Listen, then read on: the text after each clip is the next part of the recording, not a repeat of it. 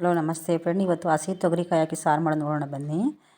ಒಂದು ಅರ್ಧ ಕೆ ಜಿಯಷ್ಟು ತೊಗರಿಕಾಯನ್ನು ನಾನು ಎಳೆದಿಟ್ಟಿದ್ದೇನೆ. ಇದಕ್ಕೆ 2 ಆಲೂಗೆಡ್ಡೆ, 2 ಬದನೆಕಾಯನ್ನು ಸ್ವಲ್ಪ ಉಪ್ಪು ಹಾಕಿ ನೀರು ಹಾಕಿ ಕಟ್ ಮಾಡಿ ಇಟ್ಟಿದ್ದೇನೆ. ಹಾಗಿಟ್ಟರೆ ಕಪ್ಪಾಗುತ್ತದೆ. ಇದಕ್ಕೆ ಅರ್ಧ ಕಾಯಿ, ಒಂದು ಸ್ವಲ್ಪ ಕೊತ್ತಂಬರಿ, ಒಂದು ಈರುಳ್ಳಿ, ಒಂದು ಗಡ್ಡೆ ಬೆಳ್ಳುಳ್ಳಿಯನ್ನು ಕ್ಲೀನ್ ಮಾಡಿ ಇಟ್ಟಿದ್ದೇನೆ.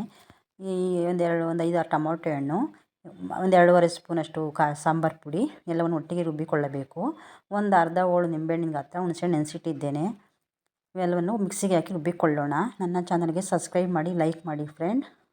ಹಾಗೆ ನೀರು ಕಾಯಲಿಟ್ಟಿದ್ದೆ, ನೀರು ಕಾದಿದೆ. ತೊಗರಿ ಕಾಳನ್ನು ಇದರಲ್ಲಿ ಹಾಕೋಣ. ಇದು ಹಸಿದಿರೋದ್ರಿಂದ ಬೇಗ ಬೆಂದುಕೊಳ್ಳುತ್ತದೆ.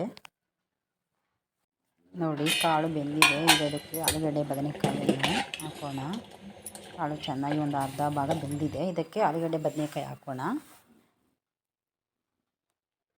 ನೋಡಿ, ತರಕಾರಿ ಕಾಳು ಎಲ್ಲ ಬೆಂದಿದೆ. ಈಗ ಇದಕ್ಕೆ ರುಬ್ಬಿರೋ ಮಸಾಲೆಯನ್ನು ಹಾಕೋಣ. ನೋಡಿ, ರುಬ್ಬಿಕೊಂಡು ಬಂದಿದ್ದೇನೆ ಮಸಾಲೆಯನ್ನು. ಇದನ್ನು ಹಾಕೋಣ. ಮತ್ತು ಹುಣಸೆ ರಸವನ್ನು ಹಾಕೋಣ. ಇದಕ್ಕೆ ಹಾಕಿ ಎಲ್ಲವನ್ನು ಚೆನ್ನಾಗಿ ಮಿಕ್ಸ್ ಮಾಡೋಣ. ರುಚಿಗೆ ತಕ್ಕಷ್ಟು ಉಪ್ಪು ಹಾಕಿ ಚೆನ್ನಾಗಿ ಒಂದು 5-10 ನಿಮಿಷಗಳ ಕಾಲ ಸಾಂಬಾರನ್ನು ಕುದಿಯಲು ಬಿಡೋಣ. ನೋಡಿ, ಸಾಂಬಾರು ಚೆನ್ನಾಗಿ ಕುದ್ದು ರೆಡಿಯಾಗಿದೆ. ಒಂದು 10 ನಿಮಿಷಗಳ ಕಾಲ ಚೆನ್ನಾಗಿ ಕುದ್ದಿದೆ. ಉಪ್ಪು ಖಾರ ಹುಳಿ ಎಲ್ಲ ಕರೆಕ್ಟಾಗಿದೆ. ಈಗ ಇದಕ್ಕೆ ಒಗ್ಗರಣೆ ಹಾಕಿಕೊಳ್ಳೋಣ. ಒಂದು ಚಿಕ್ಕ ಪಾತ್ರೆ ಇಟ್ಟು 2 ಚಮಚ ಎಣ್ಣೆ ಹಾಕಿದ್ದೀನಿ. ಎಣ್ಣೆ ಕಾದಿದೆ. ಇದಕ್ಕೆ ಸಾಸಿವೆ ಹಾಕೋಣ, ಕರಿಬೇವು ಹಾಕೋಣ, ಮತ್ತು ಒಂದು ಸ್ವಲ್ಪ ಈರುಳ್ಳಿ ಕಟ್ ಮಾಡಿಟ್ಟಿದ್ದೀನಿ, ಅದನ್ನು ಹಾಕಿ ಫ್ರೈ ಮಾಡಿಕೊಳ್ಳೋಣ. ನೋಡಿ, ಒಗ್ಗರಣೆ ಎಲ್ಲ ಚೆನ್ನಾಗಿ ಫ್ರೈ ಆಗಿದೆ. ಈಗ ಇದು ಸಾಂಬಾರಿಗೆ ಹಾಕೋಣ. ನೋಡಿ, ಸಾಂಬಾರು ಎಷ್ಟು ಚೆನ್ನಾಗಿದೆ. ಒಮ್ಮೆ ಮಾಡಿ ನೋಡಿ, ತುಂಬ ರುಚಿಯಾಗಿರುತ್ತದೆ.